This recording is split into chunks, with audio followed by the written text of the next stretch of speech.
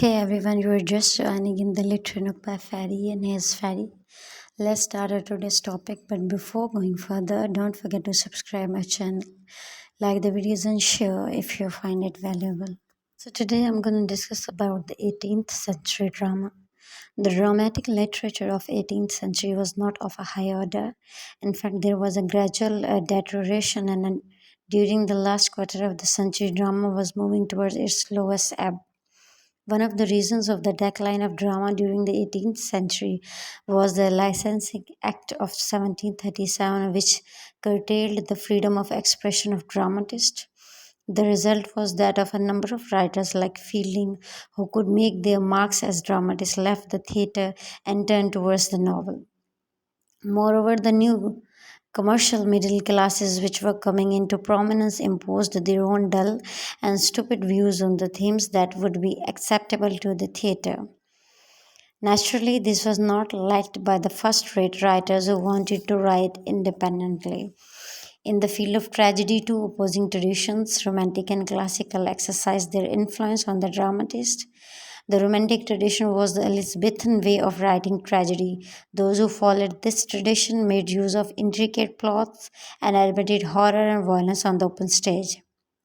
The classical tradition, which was mainly the French one, action without any subplot and the long declamatory speeches delivered by the actors. The traditional English pattern of the drama was exemplified by Otway's Venice Preserved, while the classical tradition was strictly upheld in Addison's Cato, which is written in an unemotional but correct style and has a pronounced and moralizing tone. So, in the field of comedy, the same process of disintegration was noticeable. Comedy was deteriorating into farce. Moreover, sentimentally, which was opposed to the authority of reason, came to occupy an important place in comedy. So, Steele was the first exponent of the sentimental comedy in 18th century. In his plays such as The Funeral, The Lying Lover, The Tender Husband, The Conscious Lover, Steele extolled the domestic virtues. His object was didactic, and he tried to prove that morality and sharpness of intelligence can go together. In his plays, in which the tears of pity and emotions flowed profusely, Steele held that simplicity of mind, good nature, friendship, and honor was the guiding principles of conduct. So, other dramatists who wrote sentimental comedies were Collie Cyber, Hugh Kelly, and Richard Cumberland. In their hands, comedy was so much drenched in emotions and sentiments that the genuine human issues were completely submerged in them, and thus there was a need to rescue the drama from such depths to which it had fallen.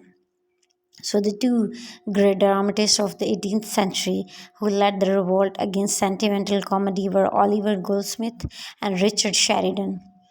Though in his novel The Vicar of the Wakefield, showed clear marks of the sentimental attitude to life, and in Good Natured Man he covers it with ridicule by portraying the character of Honeywood as an unadulterated, good natured, though the play is a feeble one. His intention of mocking the excess of the false charity are obvious.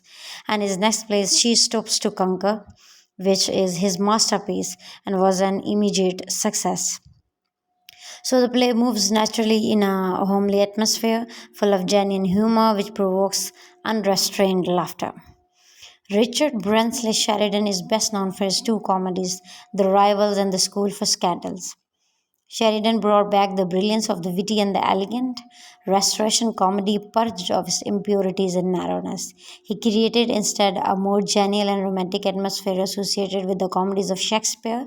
His characters are as clearly drawn as those of Ben Jonson, but that move in a grayer and a gay atmosphere. The only defect that we find in these comedies of Sheridan is that there is all gaiety but no depth, no new interpretation of the human nature.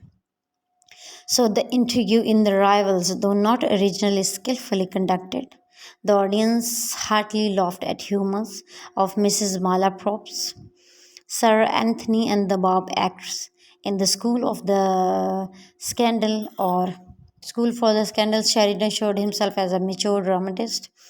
Here, the dialogue has the exquisite congreve like precision, and wit reigns supreme. Even the stupid characters, the servants, are witty, though the main characters, the quarrelsome couple, and the plotting brothers, the scandal club of the Lady Snerwell, and the famous screen scene are all familiar and can be found in many plays. So Sheridan reversed the trend of sentimentalism by introducing realism. That was all for today. Stay connected for more literary videos. Me, Ferry, signing out from the Literary Buffet.